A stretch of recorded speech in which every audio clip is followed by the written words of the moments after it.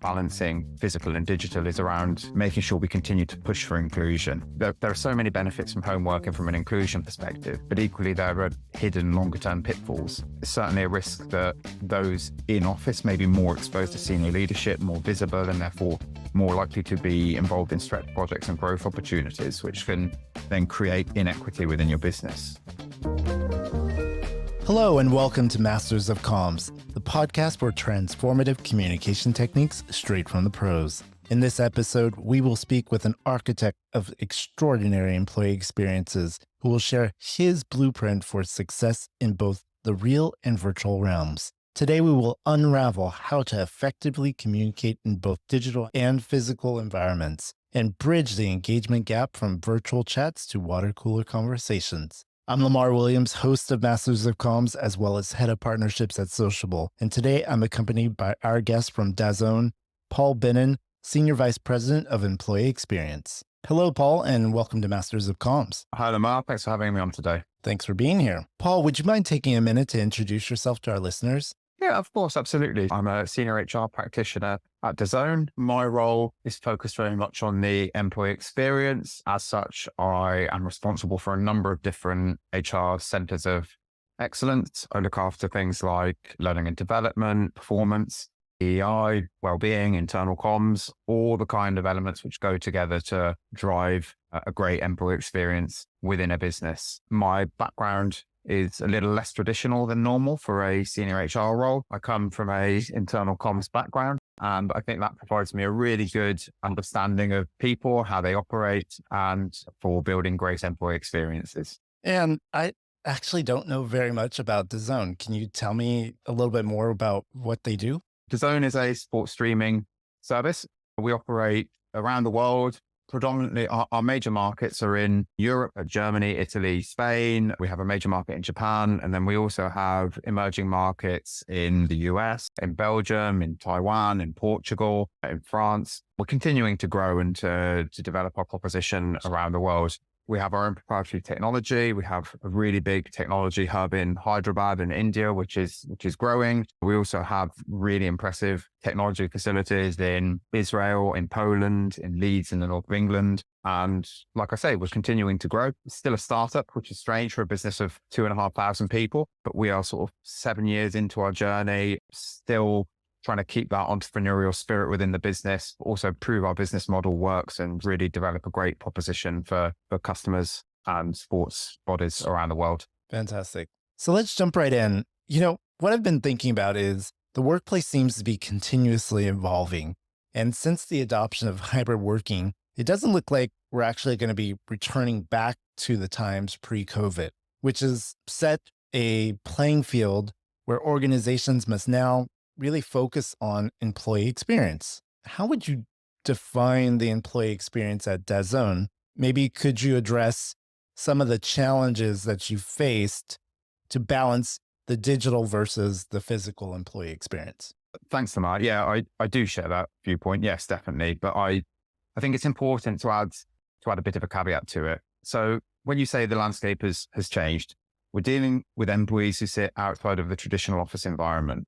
And whilst a lot of people are seeing that as something new, if you think about it, it is something that we've always had, really. We've always had hard to reach workers. We've always had frontline workers, always had the challenge of how we engage and communicate with teams and individuals who are remote, who aren't desk-based. What's changed here is not the nature of the problem itself, it's the extent of the challenge, right? The other really big thing I think to consider in there is all of this change that we've gone through is the impact on employee expectation as we've gone through that. We've gone through a change that saw a huge amount of uncertainty in the early days of COVID as we went through furlough periods. There was a lot of change that people went through. And then we saw a big upswing in employee agency and power as we entered the Great Resignation. And then a swing back to employer power as the cost of living crisis hit and the people were more concerned with some of the fundamental drivers of engagement around job security and salary and being able to pay mortgages and the like. There's been an awful lot of upheaval, and it's important to recognize the impact there on some of the foundations of engagement. If you take away those key building blocks like security of job tenure, then all the other factors in employee engagement and experience take a big hit. it's not much use having a brilliant reward strategy around soft benefits within your business if what people are really worried about is how much money they're taking home at the end of the day. When you talk about defining an experience and a strategy on how we use the office, I totally agree with that. And that's really important. I think the big focus we should all have is around intentionality, if that's a word, being very intentional around what we do and why we do it. It's not good enough just to say, we want people back in X many days a week, or we're a remote first company because we're a remote first company. We have to consider why we want to do these things, what benefit we're looking to get from them, the potential impact on the business, and what that then means from an experience perspective as well. Let's say that as a business, you've decided that you want to use digital or physical channels to connect people, and that's the important thing. If we don't get the benefit from people feeling recognized and feeling rewarded as a result of that. So we need to be really intentional about what we're trying to build and set up and why. In our central office in Hammersmith, for example, we've just gone through some work to redevelop it. We've brought all our teams together onto one floor. We've gone through and we've taken a hot desk approach throughout so that teams are more likely to intermingle. Our overall aim for the office space being to connect teams with other teams whilst also meeting the needs of our employees. I think all of this is important because an office has to do two things. It has to meet the needs and standards which are met when an employee works from home, and it has to provide something crucial which can't be provided in the home environment. Otherwise, remote and digital first businesses would be the way to go. And I think it's a blend. There's going to be some things that are right for some businesses and some right for others. And you asked about the challenges. So the big challenge, I think, here on balancing physical and digital is around making sure we continue to push for inclusion. There are so many benefits from home working from an inclusion perspective, but equally there are hidden longer term pitfalls. It's certainly a risk that those in office may be more exposed to senior leadership, more visible, and therefore more likely to be involved in stretch projects and growth opportunities, which can then create inequity within your business. It's really important that when we look at remote working and the use of digital to enable that, we recognize all of the inclusion benefits that come with it and take advantage of those so that we can push for better workplaces, but also recognize with those benefits come potential pitfalls as well that we need to address. One thing I'm going to circle back to in your response, the benefits of being back in the office, it's certainly a risk that those in office may be exposed to senior leadership. It's very easy to kind of underestimate the soft benefit or the soft opportunities that come from networking, from physical exposure to people, from being present.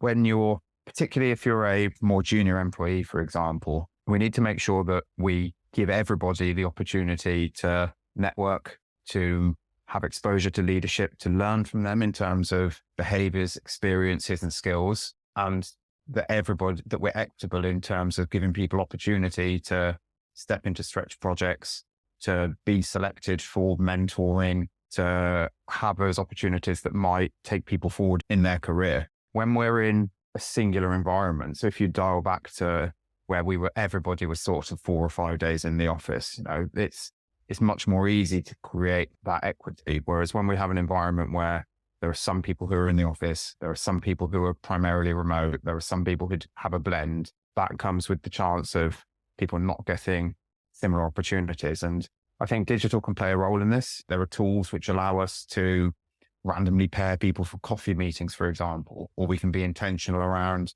leadership doing skip level meetings and opening up mentoring opportunities with a wider range of people. And in fact, I was having a really interesting conversation a few days ago, actually, with Brenda Wong of Stottles, and they have a really interesting initiative called Stay Interviews, where the senior leadership in that business are conducting a series of one-on-one interviews around the business. This gives the opportunity for employees at all levels to connect with the leadership, and it makes the leadership very visible. And it's a great way of fostering engagement within the business and really kind of driving a great employee experience and culture. Senior leadership is definitely looking for what the value proposition is of getting their people back in the office. Hearing this is great. If we look at it from the perspective of the employee, how do you think remote work has impacted the employee experience, and has digital played a role? Yes, remote work has definitely impacted the employee experience, and digital absolutely plays a role. Yeah, what we have to remember here is that the increased focus on remote and hybrid has naturally increased the importance and the use of digital. Whilst some of the day-to-day tasks for an employee may remain the same, whether you're based in an office or at home, the surrounding environment is very different. And obviously that changes your experience. In a workspace, you walk around, make a cup of tea, bump into people. At home, you don't have that exposure to your teammates in the same way. We are definitely creating a different employee experience. And where digital comes into play, though, we have to be very considered around how we use it, where we know it's not as rich as face-to-face. So how do we make sure that we are using digital in a way that helps to replace what we lose from the physical exposure that we get when in a workplace? Probably two really good areas to look at within that. First off, around understanding business strategy and goals and how individuals contribute to them. Remote work naturally moves people further apart physically. And when you're further apart and when you are not close to something, you've got the risk of drift and scope creep. So I think internal comms needs to double down on alignment with strategy around, so whether that's virtual town halls, whether it's more visibility of company goals, how individual goals align to those, how we use digital channels to continually push that so that everybody stays aligned on what the company is trying to do and where people fit in. That's a really big area to focus on. The second is around lateral communication and connectivity. I believe very strongly that one of the most important things we need to do in businesses is make sure our people are connecting with each other. And it's something that we've potentially taken for granted over recent years when it's happened naturally and passively by people being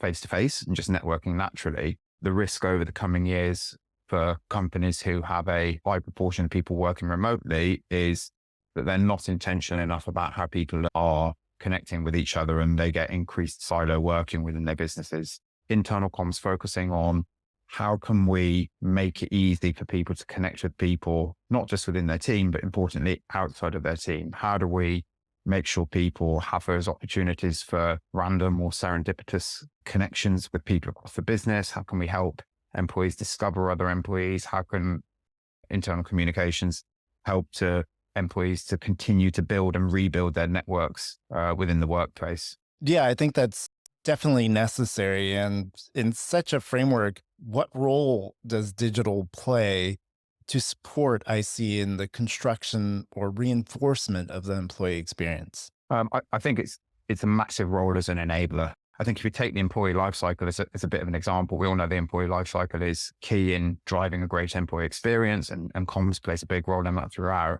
If we go to the sort of the beginning of that employee lifecycle, we can look at digital tools, how people see your employer brand through social channels. How easy is it for an employee to apply for a role online? What's your digital onboarding process like? And that's all before you get into a business. You know, we want to onboard people through really smoothly integrated systems. We want to support line managers with communications for them and their employees. And that's an area that we've really focused on, or we are really focusing on at DAZN. How do we make sure that managers are well equipped to deliver great onboarding in a digital environment as well as a physical environment? So that might be around tooling for them. It might be around documentation. It might be around guidance and training. It might be around removing bureaucracy and unnecessary process and making things easy. We've created some great manager guides, a manager's hub, and some automated processes around what both employees and managers need to do as they join the business. But going back to what I said at the beginning about being intentional, I think that's really important when you look at digital tools. It's really easy to take on loads of new tools, loads of new processes, but we need to think about what we're doing and why and what results we expect to see as the result of our work. And it's also important to recognize that there are no magic bullets here. There's no digital tool that's going to suddenly fix all our ills and woes. We all still need to do the basic groundwork on building efficient and effective people experiences and communicating well through that and equipping everybody within our business with the basics of how to communicate well and build great experiences. What part does leadership play in driving the employee experience narrative, both in physical and digital environments? And are they important to the outcome? Absolutely. I think I've spoken already a little bit about the importance of leadership from a behavioral point of view and around building culture. So I'll talk a little bit about their responsibility again and how we support them. I think it's really important that leaders recognize their responsibilities in terms of both how and where they work. As we look to build out digital environments and increase the use of digital as a necessity within any business, if we're asking employees to adopt those ways of working, then it's crucial that leaders do that too. As we get people using more digital channels, as we get people communicating more through Teams, Slack, whatever it may be, we need leaders to be present and doing the same, being visible, leading by example, working with their people. The same around the office environment. If we're asking people to come in, connectivity, we need leaders doing that too. And leaders need to recognize or perhaps be reminded of the importance of them showing up and how their behaviors drive the culture of a business, and how they are, whether the leaders like it or not, they're figureheads within a business and people look up to them. And based on your leadership role and the leaders that you interact with, what have you found the most effective at DAZN? What we found really effective in terms of use of digital is having the sort of confidence and the appetite to embrace it and to get into it. It's never going to be perfect. It's always going to come with unforeseen issues or unforeseen challenges because it's a new environment, right? So we've done a lot around virtual town halls, virtual Q&As, virtual exposure of our leadership, tackle everything in online Q&As that last over an hour, giving people the space and the autonomy to put anything to him about what we're doing, why we're doing it, how we're moving forward as a business. From a leadership perspective, having the appetite, having confidence to get involved, not shying back from things, and creating those digital environments that are open where people can ask questions, feel safe in doing so, and in a way hold our leadership to account. Great advice. Great advice. But now, understanding all of that, how do you measure the impact of your activities on improving employee experience? Maybe what are some of the KPIs that you use to understand whether what you're doing is working or not? This is an area where we'd all like to do more. We've actually drawn back on a lot of our measurement efforts over the last year or so. So we've reduced down things like employee sentiment surveys and things like that. And we're looking more at some of the key people metrics around attrition, onboarding effectiveness, things like that.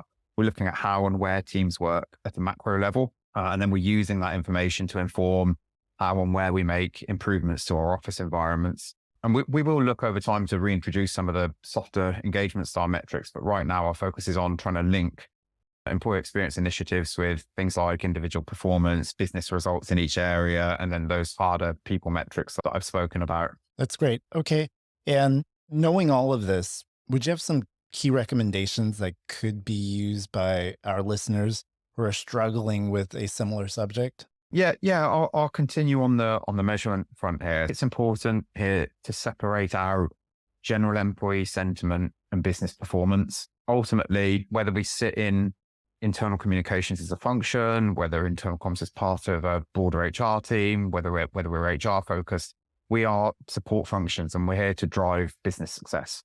Whilst understanding employee sentiment is really important, it's also crucial for us to be very comfortable with those harder people metrics, which have a more immediate and direct impact on company performance, individual performance ratings, team performance, attrition levels, time to hire, etc. My advice would be, from a measurement perspective, to be comfortable with a broader range of measurement criteria and not be driven by what the numbers are saying, but you always use those numbers as the sort of first part of a new investigation. Okay, we've got these numbers. So what? What do they mean? What might they mean? Dig into them further, keep going, and then start to adjust your strategy based on that. So Paul, I would like to ask you one final question that I enjoy asking all our guest experts of Masters of Comms. Would you mind sharing with us the title of a book or a film that had a significant impact on you recently and why? I'm an avid reader, so it's a relatively easy question. I'm currently right in the middle of Antifragile by Nicholas Taleb. It's a great read, a concept I've always been very interested in around how we can go beyond fragility and resilience and into a mindset where conflict and chaos actually fuel our progress and fuel our growth. When you consider the state of the world right now, it's a really relevant piece of advice and a really relevant book, and I'd highly recommend it. Yeah, it's extremely important at this period in time. Well, Paul, thank you for joining us today. Thank you. It's been a pleasure. This has been Masters of Comms, the podcast for transformative communication techniques straight from the pros. Follow us here to find the next episode. See you soon.